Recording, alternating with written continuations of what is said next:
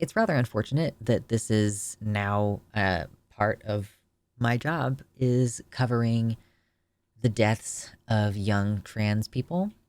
I think this is the third one that I'm discussing in the last year. We just recently were talking about Brianna Jai because of the trial and the subsequent sentencing of her killers.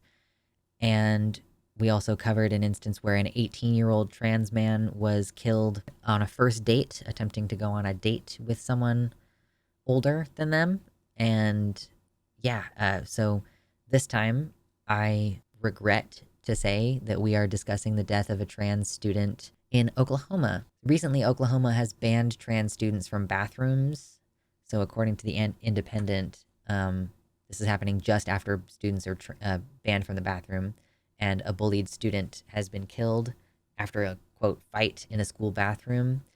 Their name is Nex Benedict. Their mother's name is Sue Benedict. They were a gender fluid teenager using they them pronouns, and apparently they had already been being bullied for like a year prior to this. Nex was 16. They passed away a few weeks ago. So they were being bullied at school. Their mother was saying, you got to be strong and look the other way. She did not realize how bad it had gotten. A few months after Oklahoma governor signed a bill requiring students to use bathrooms that match the sex on their birth certificate, the bullying really started. A few weeks ago on 7th of February, the bullying allegedly erupted in violence, and Nex suffered head injuries. Oh my god, I hate the passive language here. Nex suffered severe head injuries mysteriously during a quote physical altercation at the Owasso High School. Oh, of course, that statement's coming from the police department. The mother said that she was called to the school that day, finding Nex badly beaten with bruises all over their face and eyes, with scratches on the back of their head. Nex told her that they and another trans student at the high school had been in a fight with three older girls in the girls' bathroom. So Nex is supposed to be in the female bathroom. I think that they're AFAB. They're supposed to be there. Legally speaking, they're supposed to be there, and then these girls are bullying them. Nex was knocked to the ground during the fight and hit their head on the floor, according to their mother. So this is where the facts of the case become problematic. Like I do my best, I'm not trying to talk about any of the gruesome details. I try not to use overtly gruesome language. I'm not trying to sensationalize this at all. But so even just discussing some of the facts of this case are going to be pretty upsetting. Like the fact that no one called an ambulance for this child. Like this child had bruises all over their head and face, and medical treatment was not sought by the teachers. The teachers and the administrators contacted the mother in order to have Nex picked up, and the school informed them that Nex was suspended for 2 weeks. So it's like your kid just got the shit kicked out of them in the bathroom, and we're going to wait for you to get here, and instead of taking the kid to the hospital. Or the mother did take Nex to the Bailey Medical Center for treatment. They spoke to the police resource officer at the medical facility and then were discharged. Okay, so why weren't they kept overnight for observation? If they had a head injury, they should have been kept overnight for observation. I am also going to lay the death of this child at the hands of the medical professionals who did not keep the child overnight for observation after a head injury. So the kid went to bed with a sore head and eventually fell asleep while listening to music, according to the mother. On the afternoon of 8th February, Nex was getting ready to go to Tulsa with Miss Benedict for an appointment when they collapsed in the family living room. An ambulance was called. Medics arrived to find that Nex had stopped breathing, and they were declared dead in the emergency room. Allegedly, the Owasso Police Department is conducting a very active and thorough investigation of the time and events that led up to the event of the student, but they also are now saying that Nex Benedict, quote, did not die as a result of trauma. As Aaron points out, either it is an enormous coincidence that they went to the hospital for a head injury after being beaten and died in the morning, and died the afternoon after, or something is up in Oklahoma. Several times in school, I was suspended for fights that bullies started. This is where zero tolerance policies get us. Yeah, like, it's insane to me that this kid had bruises all over their head. They allegedly fell and hit their head on the floor. And like, not only did the school not call the ambulance, but then the mom tried to take the kid in for treatment, and They basically just got sent home and they were given a referral for the next day. Yeah, did they not do a CT scan? No MRI? And I want to point out as well that this child was indigenous. Like, they're very light skinned, I guess, but this child is Native American, like indigenous.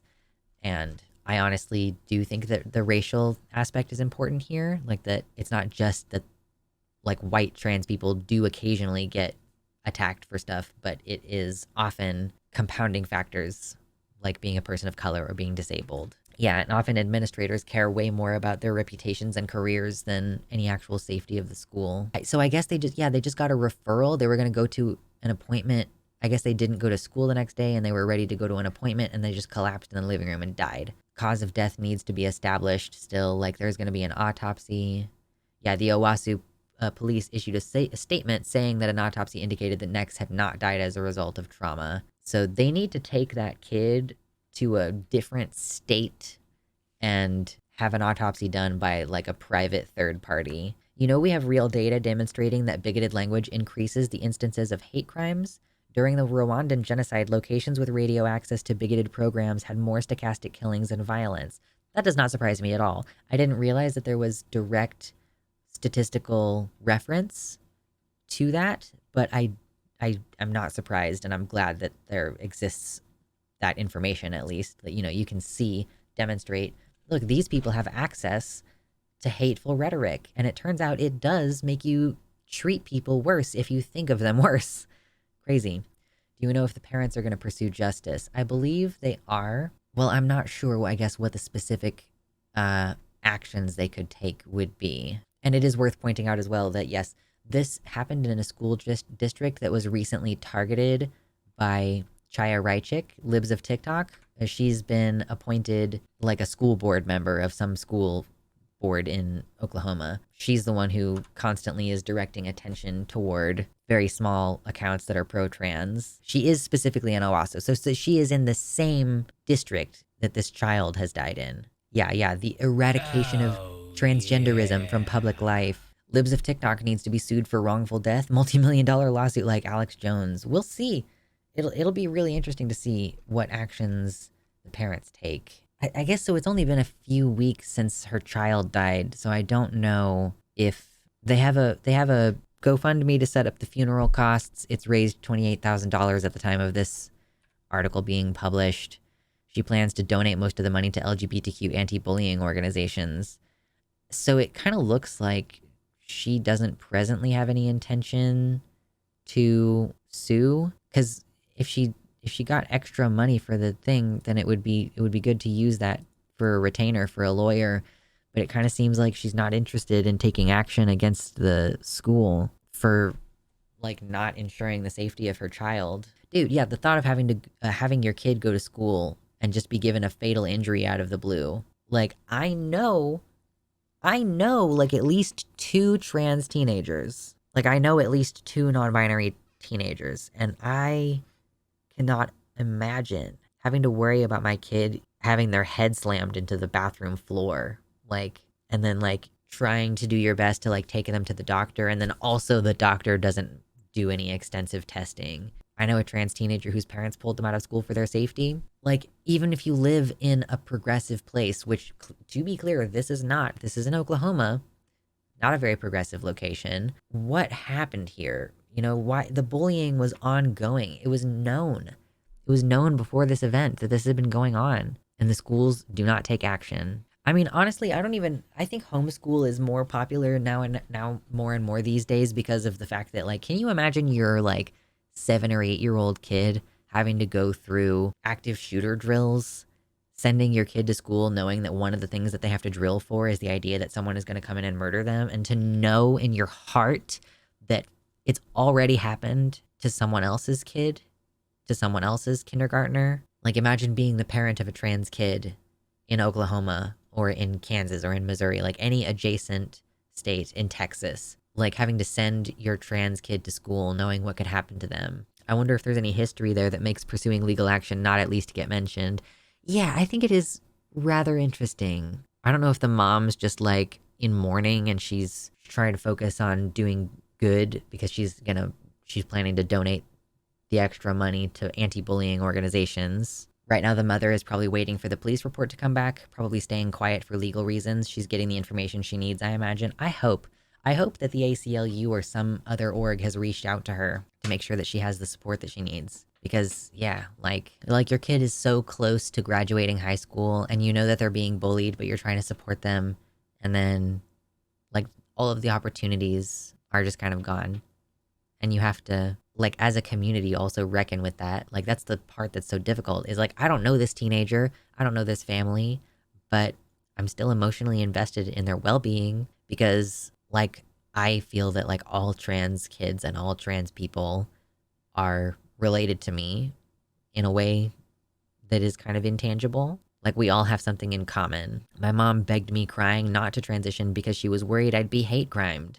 The thing that saves our lives is also the thing that puts us most in danger. Man, it's like, I guess at least she wasn't like, I hate you for being trans. It's like, I want you to have the best for as my child. Like, I don't want to lose you in that, like, actual way. It's an unfortunate reality. I mean, imagine being black, though. Like, this is a conversation that we're having as white folks. Like, as adults, we're realizing that our existence in public could invite violent retaliation. But, like, this is a conversation that black mothers have to have with their black sons who aren't even 10 years old yet. You know what I mean? Like, this is our country. Like, this is our world. Start teaching kids consequences of their actions, too. Like, 3 girls bullying 2 trans students for being in the bathroom that they're legally required to be in, and apparently not understanding that if you push someone and they hit their head, that's a good chance that they'll be seriously injured or die. Like, that's why you can't just shove someone if you're having a fight. Like, it's not safe. You could do much more harm than you intend to do. Did you know that if a human head only has to drop like 2 feet in order to sustain lethal damage? And you're like 5 feet tall. You're falling from 5 feet and then hitting the floor. The mother basically, says only positive things about her child. The kid had a lot of dreams, and the mom says, I want their light to keep shining for everyone. So, another good kid, gone. Our skull is not very strong anymore. We gave up all defense for big brain. When I was a teacher briefly, the school I taught at was a historically black school. One of my students was murdered a few weeks before graduation. It's a harsh reality that students can't always be safe. Yep, bullying left unchecked. It was known about for months. I can't imagine how bad the mom feels knowing that this bullying was happening, but feeling like she didn't realize how bad it was. Maybe this was the first time things got physical. Maybe the bullying before wasn't physical, and it just was bad luck that it happened to be so serious. Like, maybe it felt like that was a big escalation, but that's how it always is. If you let the more minor behaviors continue without appropriately intervening, then that's what boundary pushers do. They're gonna escalate. They're gonna push a new boundary. I don't think that there's anything like positive to say about this, really. It's just a tragedy, and it's awful for everyone involved. I hope that those kids get charged and feel terrible. Like, there's also not even a discussion in here about like a criminal investigation of the assault that they committed. Like, whether you want to say, oh, Nex died as a direct result of the injuries or not, like, those children still committed an assault, and those kids are probably also around the age of 16. So frankly, I would like to see them charged in a similar way to how we saw Brianna Jai's murderers charged. I mean, it was a different situation because that was much more premeditated, and it doesn't seem like there's any information to indicate that this was premeditated like murder, but it is still heinous assault and a hate crime. I can understand how the bullying went unchecked. I was bullied at school and I hid it from my family at home. I mean, they knew about the bullying at home, but I suppose that maybe the intensity of it was not necessarily being conveyed. And yeah, the bigots' kids got to go home safe. Maybe they got suspended from school for a couple weeks, but ultimately at the end of the day, they're home safe, and Nex is buried in the ground. I will say that the mom has claimed that their headstone will have their preferred name on it. That is a concern when a trans youth passes away. It was, again, a concern with Brianna Jai that her death certificate would be issued under her dead name. Like, that's one of the things that's really effed up about not being able to change your legal sex in the UK is like, you can get it changed on like your day-to-day ID, but you can't get it changed on like the thing that's going to be listed when you die and when you get married and stuff. So this is another instance where, you know, that is a concern. Is the headstone, like, is that going to be, is the obit going to have Nex's actual name? And yeah, they're planning on having the headstone show Nex's chosen name. So the parents were trying to understand. The dad said, like, you know, we're old timers, but we were trying to understand. So I think I need to stop talking about it now.